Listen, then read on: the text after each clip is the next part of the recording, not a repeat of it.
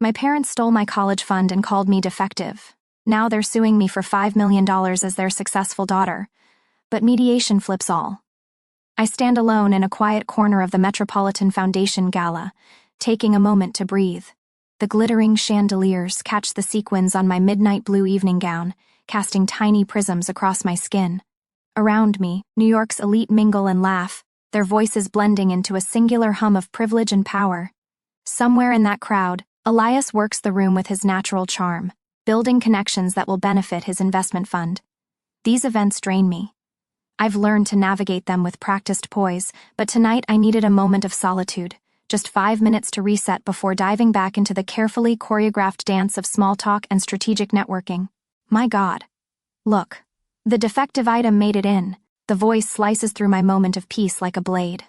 I freeze, not turning around, hoping I've misheard. How did it get here? A second voice, higher, filled with mock surprise. Mother, you didn't invite that embarrassment, did you? A third voice, dripping with familiar contempt. My heart pounds against my ribs as I slowly turn to face the voices that have haunted my nightmares for 12 years. They're standing there, exactly as I remember them, though time has etched deeper lines around Eleanor Robinson's cold eyes. Beside her, my sister Serafina, Sarah, looks at me as if I'm something she found on the bottom of her designer shoe. I attempt to walk away, to escape back to the safety of the crowd where Elias is waiting, but Sarah steps directly into my path, blocking my exit. Look at you, trying to pretend you belong here, she hisses, grabbing my arm with surprising strength, her manicured nails digging into my skin. The room blurs, and suddenly I'm 18 again, pressed against the wall of our childhood home's hallway, Sarah's face inches from mine. You're just jealous trash, she had screamed then, after I'd discovered a bank statement showing my trust fund money in her account. I blink away the memory, forcing myself back to the present. With deliberate calm, I pull my arm from her grasp, straightening my spine. I'm sorry, do we know each other? I ask, my voice steady despite the trembling that threatens to overtake my body. Eleanor gasps, her hand flying to the pearl necklace at her throat. Sarah's mouth drops open, her perfect makeup unable to conceal the fury blooming beneath her skin. How dare you? Eleanor steps forward, jabbing a finger toward my chest. You, with just a high school diploma. I am your mother. Mother. The word that should connote warmth and protection instead fills me with a hollow ache. For years I've built my life, my company, my very identity on proving them wrong, proving that I wasn't the defective child they labeled me while Sarah was paraded as the golden one. Yet somewhere deep inside, a small part of me still flinches at their judgment, still questions my worth in ways that all my success hasn't fully erased. Is there a problem here? Dr. Arthur Robinson appears at Eleanor's side, his silver hair perfectly coiffed, the same imposing figure who once slid legal papers across his desk for me to sign away my future. Beside him stands a tall, dark-haired man in his 30s who watches the scene with growing confusion. Preston, darling. Sarah immediately pivots, her voice transforming into a honeyed plea. This suspicious person snuck in. Security needs to remove her immediately. Preston Vance III, I recognize the name from business circles, glances between Sarah and me, his brow furrowing. I'm not sure, he begins, but Dr. Robinson cuts him off with a dismissive wave. Security should be notified. My father looks at me not as his daughter, but as an unwelcome intruder, his eyes cold and clinical, as if examining a particularly disappointing specimen. Preston's gaze lingers on me. Recognition slowly dawns in his eyes. Wait, aren't you... Carlin. There you are. Elias's deep voice carries a warmth that cuts through the ice of this confrontation. He appears beside me, his tall frame commanding instant respect in his perfectly tailored tuxedo. His hand finds the small of my back, a steady, grounding presence. My family falls silent, momentarily thrown off by this unexpected development. I catch the briefest flash of an earlier moment this evening, Elias adjusting his tie in our penthouse, eyes concerned as he asked if I was truly okay with attending, knowing they would be there. I know they are sponsoring a table tonight, he had said, voice gentle. I had responded with false bravado. I'm fine, Elias. They're just strangers now. How wrong I had been. Eleanor recovers first, her social instincts kicking in as she assesses Elias's obvious wealth and power. She steps forward, extending her hand to him. "Sir, you don't understand who you're with," she says, her voice dripping with false concern. She gestures toward me with a dismissive flick of her wrist. "This is our problematic older daughter. A high school graduate only, no ambition, a parasite." Elias doesn't take her hand. His expression remains neutral, but I feel the tension in his body beside mine. "We had to throw her out of the house 12 years ago for our own sanity." Eleanor delivers this final blow with the practiced precision of a surgeon's scalpel. The room seems to hold its breath. My expression remains controlled. Years of boardroom negotiations have taught me how to mask my reactions, but my hands begin to tremble at my sides, the only outward sign of the storm raging within me. I feel Elias shift beside me, and I know what comes next will change everything. I can't breathe as my father's words echo in my mind. The Metropolitan Foundation gala around me fades to gray, and suddenly I'm 18 again, sitting in my father's wood-paneled study. "It's your trust fund from your grandparents," Dr. Arthur Robinson says, sliding legal papers across his mahogany desk. His tone is dismissive, as if we're discussing something as trivial as a grocery list. "Just sign here, and we'll invest it for your future." My younger self nods, pen poised above the signature line. I remember the weight of that Mont Blanc pen in my hand, how important it made me feel to be included in family financial matters. Trusting, naive. I scrawl my name across the dotted line without reading the fine print. As I hand the papers back, a movement in the hallway catches my eye.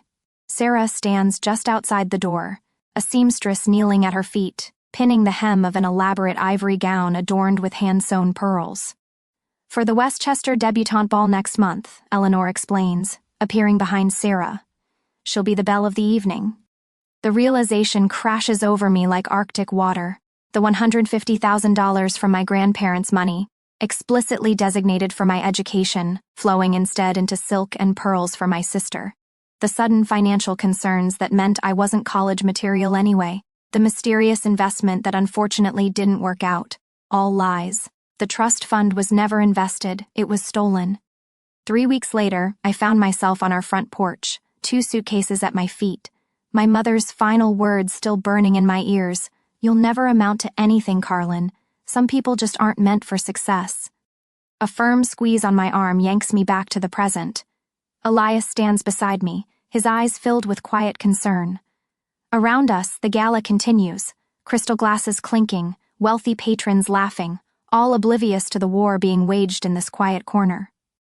Preston Vance stares at me, his expression shifting from confusion to shock. He steps slightly away from Sarah, creating physical distance that mirrors his growing emotional detachment. "Arthur. Eleanor. Stop." His voice carries quiet authority. "Do you have any idea who she is?" My parents exchange puzzled glances, clearly thrown by this unexpected response from their future son-in-law. Sarah's hand tightens possessively around Preston's arm. "What are you talking about?" she demands. "She's nobody." The moment hangs suspended, like the second before lightning strikes.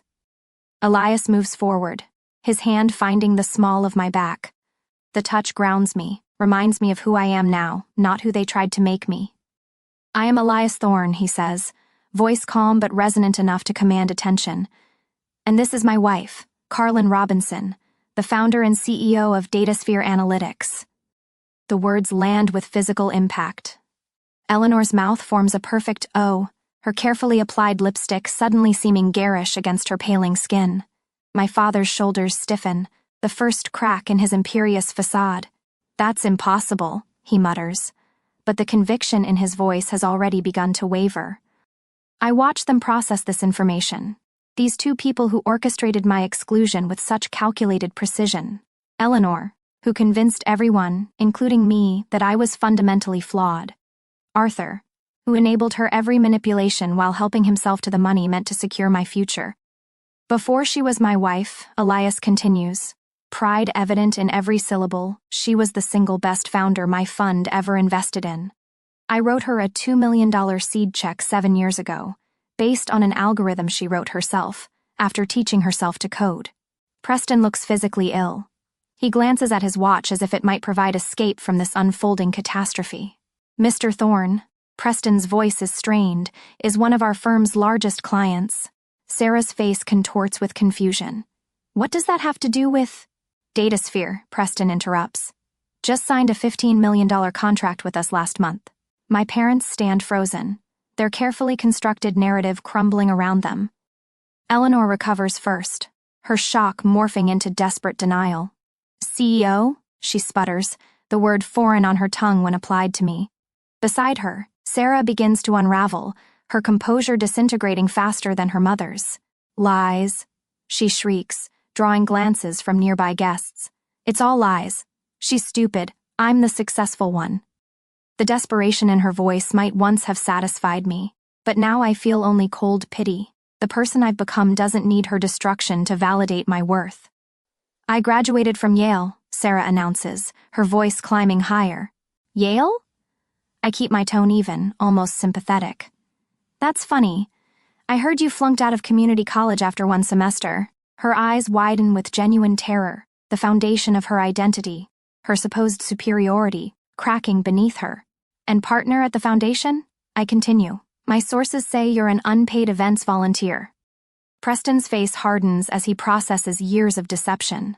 I see him mentally revisiting conversations, recalculating the story of his relationship. My God, he whispers almost to himself. It's all been a lie.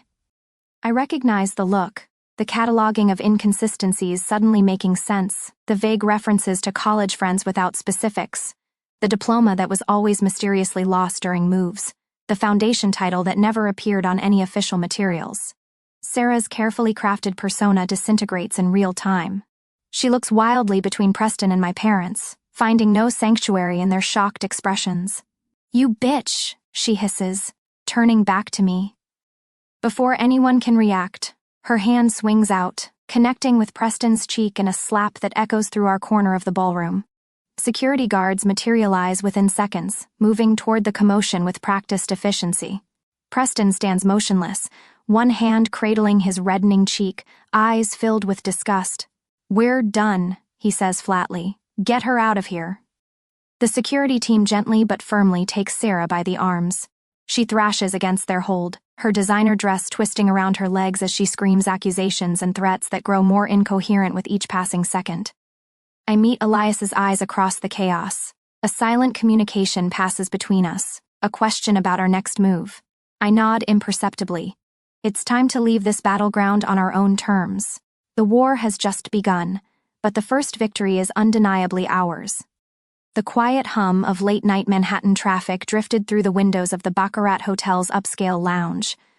Crystal chandeliers cast a warm glow over Carlin and Elias as they sat in a secluded corner, far from curious eyes. Carlin's fingers trembled slightly around her glass, the amber liquid inside catching the light with each small movement. The Metropolitan Foundation Gala had ended hours ago, but the adrenaline still coursed through her veins. Elias didn't push for conversation. He simply sat beside her, his presence solid and reassuring. The understanding between them needed no words. Tonight had changed everything. The careful walls Carlin had built around her past had been breached, and there was no going back. I never expected to see them again, Carlin finally said, her voice barely above a whisper. She stared into her drink, seeing not the expensive cocktail but the shocked faces of her family. Part of me always knew this day might come, but... Her voice trailed off, unable to fully articulate the strange mix of relief and pain that washed through her. 12 years of silence had ended in less than 15 minutes of confrontation. Elias covered her hand with his. You stood your ground. That's what matters. Morning brought no respite. Carlin's phone buzzed incessantly with calls and texts from unknown numbers. She scrolled through them in her home office, coffee growing cold beside her laptop. Eleanor's voicemail was particularly vicious. You've embarrassed this family for the last time. Do you have any idea what you've done? Arthur's message followed, his surgeon's voice stripped of its clinical detachment. You'll regret this public spectacle. We raised you better than this. Worst were Sarah's texts, each one more unhinged than the last. The perfect facade of the golden child had crumbled completely, revealing the desperation beneath. By midday, Carlin received word through business channels that Preston had canceled the engagement. The Robinson family had wasted no time launching a counteroffensive, spreading whispers about Datasphere's business practices and Carlin's character to anyone who would listen. 3 days later, Carlin stood in her office at Datasphere headquarters, gazing at the Manhattan skyline through floor-to-ceiling windows. The room was a testament to her success. Awards lined the shelves, patents hung in sleek frames, and team photos captured moments of triumph that no one in her family had bothered to acknowledge. Her eyes drifted to a small frame tucked on a lower shelf, her high school graduation photo. The one day when her accomplishments should have been celebrated. The image showed her alone in cap and gown, no proud parents or family members beside her. She had taught herself to code that summer, determined that if education was to be denied her, she would find another path.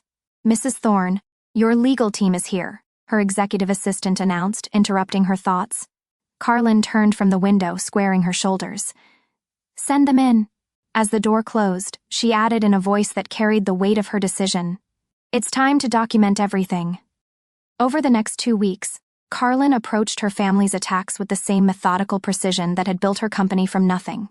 Every call, every text, every rumor was cataloged and countered. She would not be blindsided again. The parking garage at Mount Sinai Hospital was nearly empty when Carlin visited a client recovering from surgery. The sharp click of her heels echoed between concrete pillars as she made her way toward her car. She didn't notice the figure stepping from behind a column until it was directly in her path. "Carlin." Her father's voice stopped her cold. Dr. Arthur Robinson looked haggard, his usually immaculate appearance showing signs of strain. "This has gone too far. You must fix this." "Fix what exactly?" Carlin asked, her voice steady despite her racing heart. "The truth coming out?" Arthur stepped closer, lowering his voice. "Do you know how many lawsuits are surfacing now? Without Preston's legal protection, former patients are coming forward with claims that could ruin me." The pieces clicked together in Carlin's mind. Preston's firm had been burying malpractice claims. No wonder they'd been so eager to cement the connection through marriage. "Sounds like you're reaping what you've sown," Carlin replied, moving to step around him. Arthur reached for her arm but stopped himself. "We're your family, Carlin." "No," she said simply. "You haven't been my family since you stole my future and threw me out." The next morning, Elias informed her he'd arranged a security detail for her. "Just until things settle," he explained over breakfast, his concern evident. Datasphere's board unanimously voted to support her against the smear campaign, understanding that the company's success was inextricably tied to Carlin's leadership. Her legal team worked tirelessly, building documentation of all family interactions should they be needed in the future. Most surprising was the email from Preston. "I want you to know I had no idea about your history with the Robinsons. Sarah left some personal items at my apartment. If there's anything there that might help you, it's yours." A week later, Carlin sat in her office with her executive team, watching the local news station on the wall-mounted screen. Prominent surgeon Dr. Arthur Robinson under investigation following multiple allegations of malpractice spanning over a decade. There was no satisfaction in watching her father's career implode, only a quiet resolution that justice sometimes found its way without her intervention. Her team gathered around her desk in silent solidarity, their presence more meaningful than any biological connection had ever been. Her phone rang, displaying the number of a major competitor. The CEO's voice was smooth, practiced. "Carlin, we've been watching the situation with interest. Perhaps this would be a good time to discuss a merger? To strengthen against any potential reputation damage?" Carlin's eyes swept over her team, reading their confidence in her. "We're stronger than ever. No need to merge from fear." After she hung up, the approving nods from her executives confirmed what she already knew. They respected her leadership, especially through this personal crisis. That evening in their penthouse, the careful composure Carlin had maintained for days finally cracked. Elias found her on the balcony, silent tears streaming down her face as she looked out over the city lights. "You don't have to be strong every minute," he said softly, wrapping an arm around her shoulders. "For 12 years I believed I was nothing," she whispered, "that I deserved what they did, that I was defective." The word caught in her throat, the label that had defined her for so long. "I keep waiting to feel satisfaction seeing them fall apart," she continued, wiping away tears. "But I just feel free." Elias pulled her closer. "That's because you're nothing like them." The next day, Carlin sat across from a forensic accountant in the conference room, reviewing documents spread across the polished table. Bank statements showed the clear transfer of $150,000 from her trust fund to Serafina's personal account 12 years ago. Beside them lay receipts for Sarah's debutante expenses, totaling the exact amount. "This is textbook embezzlement of a trust fund," the lawyer confirmed, tapping the papers. "We could press charges immediately." Carlin considered the evidence before her. "No," she decided. "Let's keep this as our insurance policy. They'll make their next move soon enough." That night, her phone rang just after midnight. The screen displayed an unknown number, but Carlin knew instantly who it was. "Carlin." Eleanor's voice sounded uncharacteristically broken. "It's your father. He's lost his license." Carlin said nothing, waiting for what would inevitably follow. "We need your help," Eleanor continued, desperation creeping into her voice. "We're your family." Across the room, Elias looked up from his book. Their eyes met, and in that silent exchange was the strength of a true partnership. "No, Eleanor," Carlin replied, her voice firm and clear. "You're not my family. You're just people who share my DNA." She heard Eleanor's sharp intake of breath before ending the call, cutting the final thread that had bound her to her past. 3 weeks after the gala incident, I sat in the glass-walled conference room of DataSphere's executive floor. Morning sunlight streamed through the windows, illuminating the faces of my leadership team as we reviewed quarterly projections. The analytics division had exceeded targets by 17%, and our algorithm was performing better than expected in beta testing. "These numbers look promising," I said, making notes on my tablet. "Let's discuss scaling the rollout schedule." My assistant Rachel appeared in the doorway, her usual composed expression replaced by barely concealed anxiety. She gestured apologetically. "Mrs. Thorne, I'm sorry to interrupt, but your lawyer is on the phone. She says it's urgent." Something in her tone made my skin prickle. I nodded to my CFO to continue the presentation and stepped into my office, closing the door behind me. "Diane, what's happened?" I asked, keeping my voice level despite the apprehension building in my chest. "The Robinsons have filed a lawsuit against you," she said without preamble. "They're claiming $5 million for elderly support and family obligation. They're citing filial responsibility statutes." The words hit me like a physical blow. Not shock, I'd half expected something like this, but the sheer audacity of their demand. $5 million. After everything they'd done. I took a deep breath, my mind already calculating potential moves and countermoves. "Send me the full complaint. I'll clear my afternoon schedule."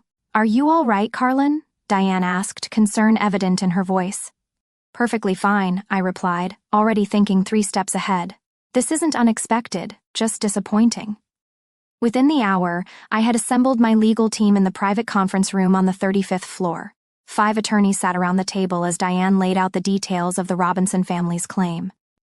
"They're arguing that as their financially successful offspring, you have a legal obligation to support your elderly parents in their time of need," she explained, scrolling through the complaint on her tablet. "They've cited your annual income, the value of your company, and even included photos of your penthouse from that architectural magazine spread last year." Jonathan, our lead counsel, frowned as he reviewed the documents. "It's a desperate move, but one that could drag on for years if we let it. Even with the flimsiest of legal grounds, the discovery process alone would be invasive and time-consuming." "And the publicity?" I asked, already anticipating the answer. "Potentially damaging," admitted Caroline, our PR director. "They've already approached 2 financial news outlets for interviews. We've managed to delay publication, but they're painting themselves as abandoned elderly parents whose daughter has forgotten her roots." The conference room fell silent as everyone waited for my reaction. I could feel their concern, not just for the company's reputation, but for me personally. These people knew me, had worked with me for years. They'd seen the aftermath of the gala incident, witnessed my composed exterior while navigating the initial media interest. "We could settle," Jonathan suggested carefully.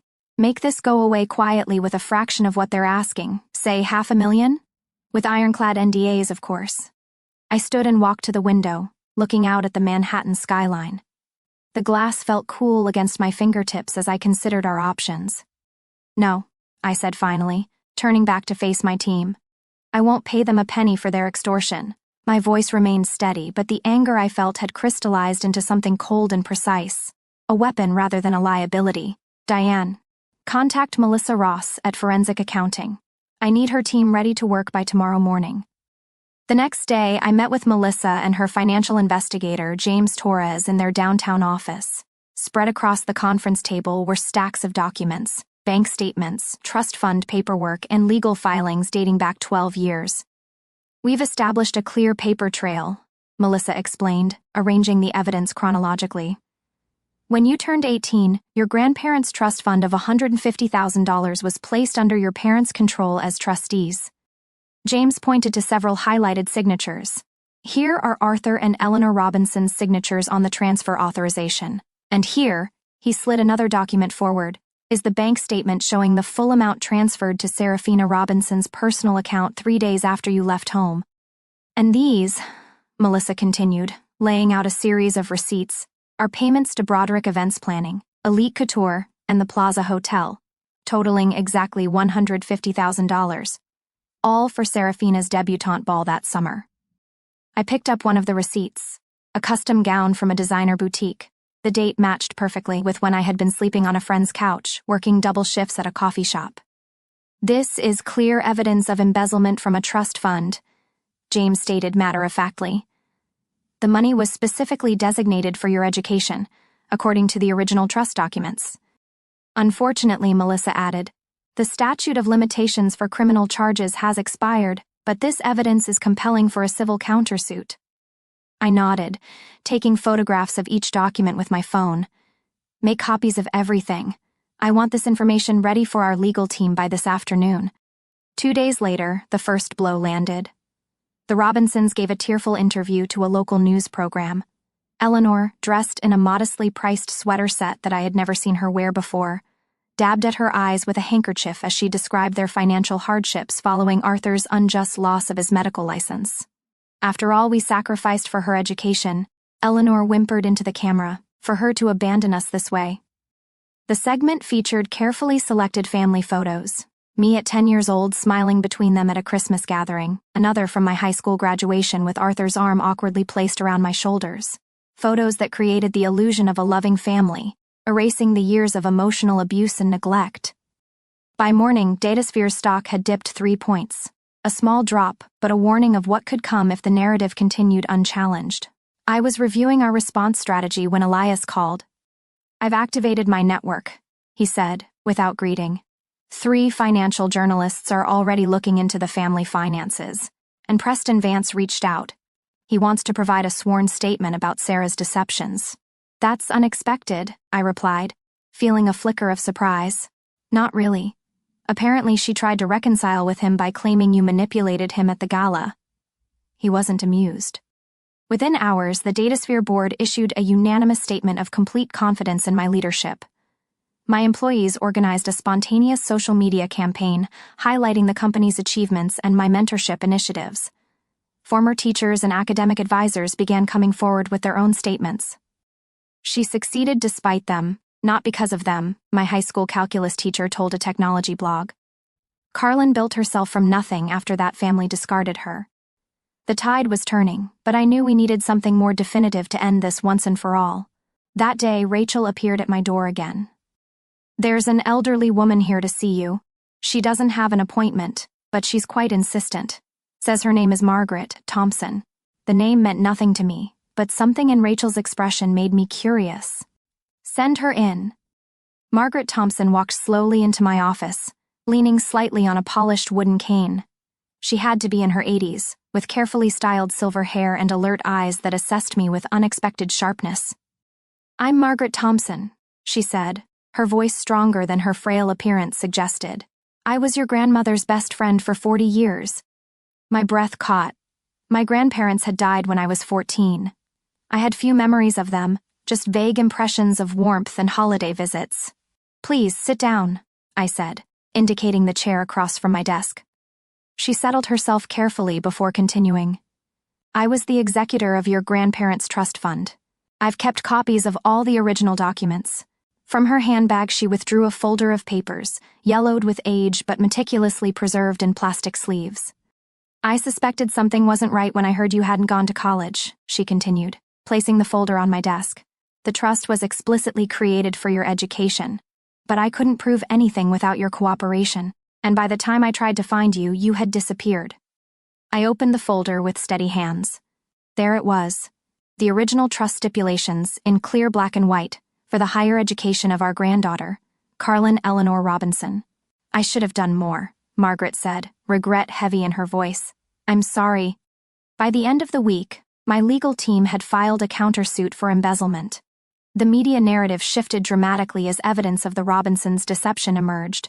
Former patients of Dr. Robinson began coming forward with accounts of questionable practices now that the protective umbrella of Preston's law firm had been withdrawn. The Robinson family home appeared on real estate listings, priced well below market value for a quick sale. Eleanor's calls to my office came daily, then hourly, all blocked by Rachel's diligent screening. A business contact reported seeing Sarah moving her possessions from her luxury apartment into a modest rental in Queens. Late that night, I sat alone in my office, the lights of the city twinkling beyond the windows. On my desk sat an old photograph I had unearthed from a storage box, me at 10 years old, sitting between Arthur and Eleanor at a rare family dinner where they had seemed almost proud of me.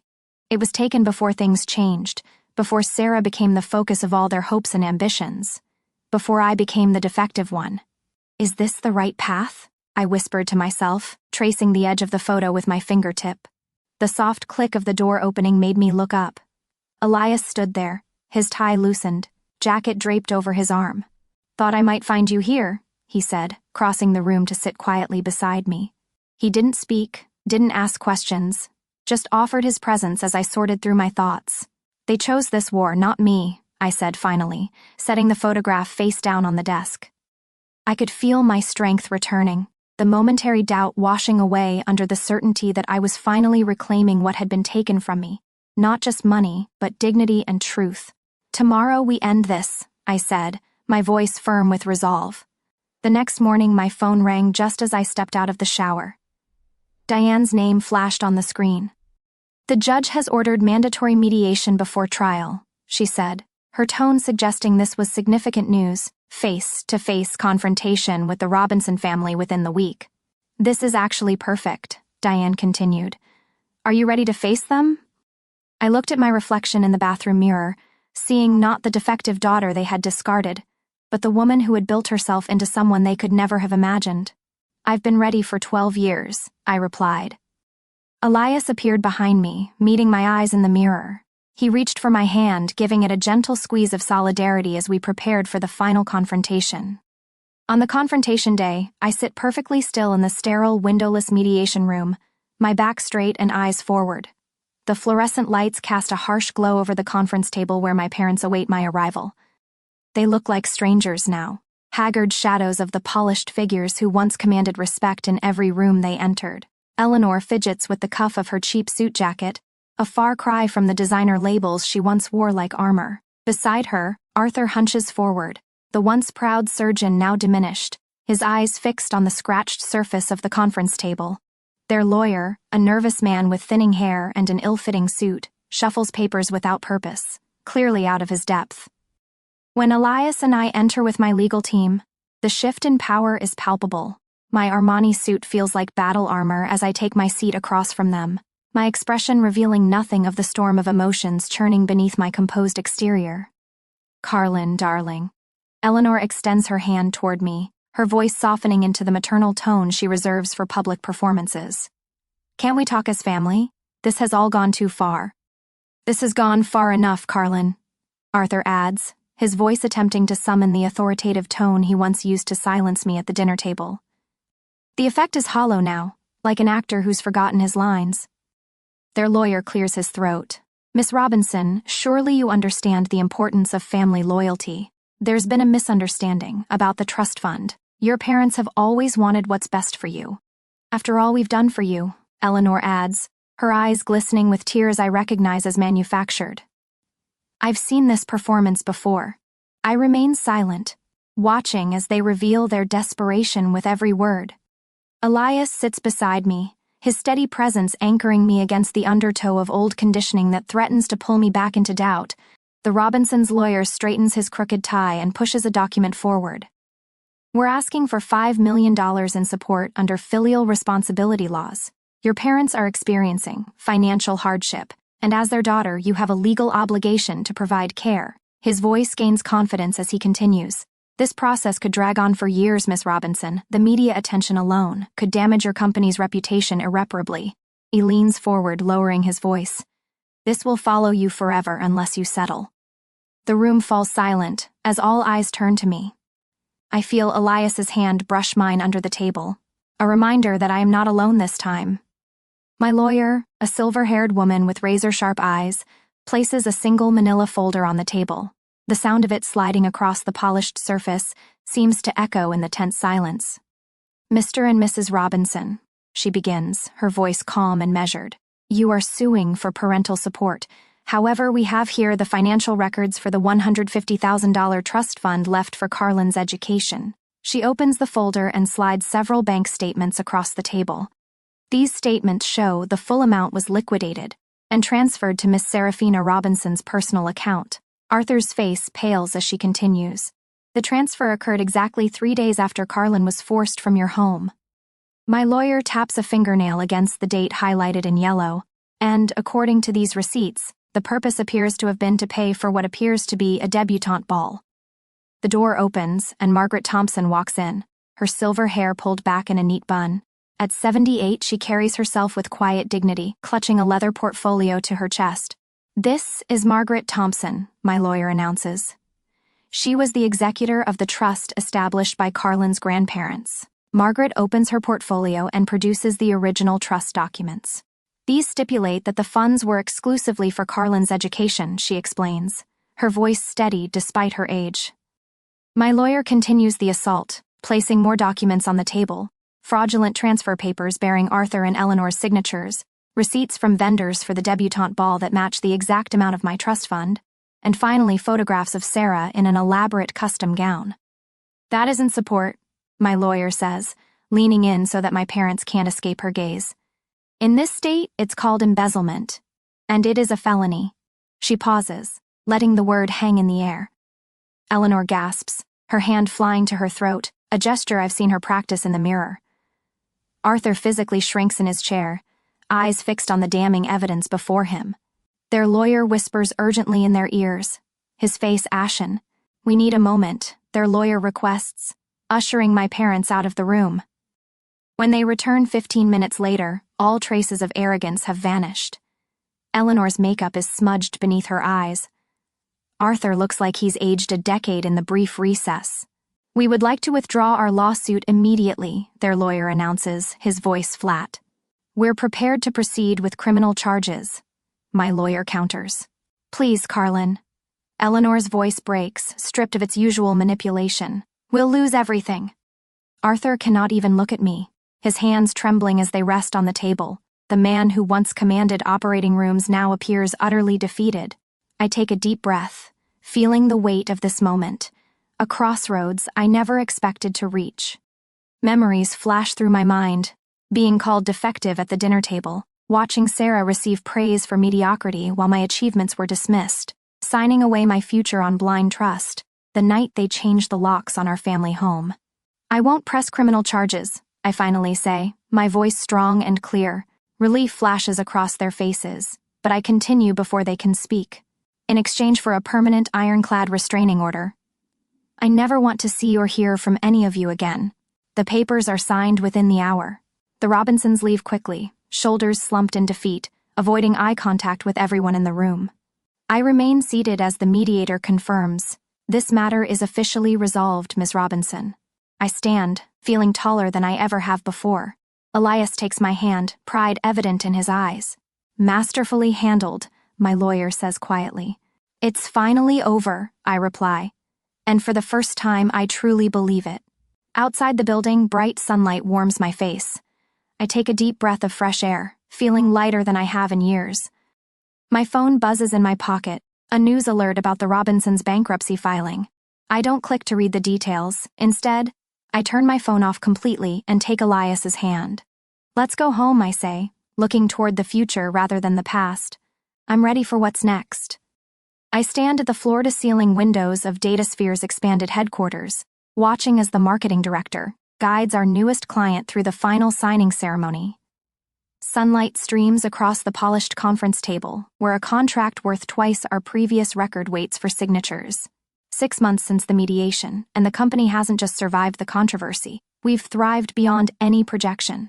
Mrs. Thorne, a young woman in a crisp blazer, approaches with a tablet. I have the quarterly numbers ready for your review.